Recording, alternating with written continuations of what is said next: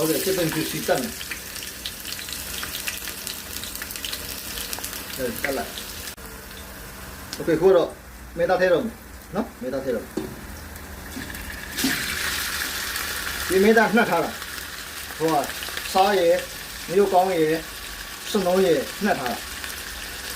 မျိုးပြင်းနဲ့ထည့်တေးမဆလာပေါ့ကျွန်တော်မှာဟိုကလာမဆလာအပြတ်မဆလာမရှိလို့ကျွန်တော်ကတေးမဆလာပဲတုံးတယ်ဆိုတော့နည်းနည်းလေးငမ်းပြားကြီးထည့်မယ်တဲငမ်းပြားကြီးထည့်မယ်နည်းနည်းကျွတ်တုံးနေထည့်မယ်နော်fish sauce လေးပဲတုံးတယ်မပြီးအစား fish sauce ပေါ့ငါးငမ်းပြားကြီးတုံးတယ်ကျွန်တော်နည်းနည်းလေးထည့်မယ်ငါးငမ်းပြားကြီးကျွန်တော်မပြီးမတုံးလို့နော်မထည့်လည်းရတယ်ထည့်လည်းရတယ်နော်ကျွတ်တောင်မို့လို့နည်းနည်းထည့်မယ်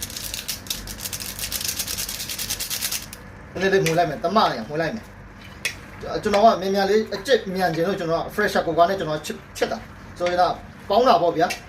ဟိုပေါင်းတယ်လို့လည်းပြောလို့ရတယ်ဟိုအယိုးမတော့မပေါင်းတယ်ဗျအသားတွေပဲတွေနူးဣသွားအောင်ကျွန်တော်ကပေါင်းမယ်ရေနဲ့လေးနဲ့ပေါင်းမယ်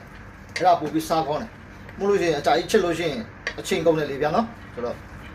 နိုင်ဝက်အလုံးစုံပေါ့အဲ့လောက်ဆိုရင်ကျက်သွားပြီအကုန်လုံးအယိုးပါလို့ရှိရင်အယိုးလည်းနူးတယ်အသားတွေလည်းနူးတယ်နော်ဆိုတော့ဖုံးမယ်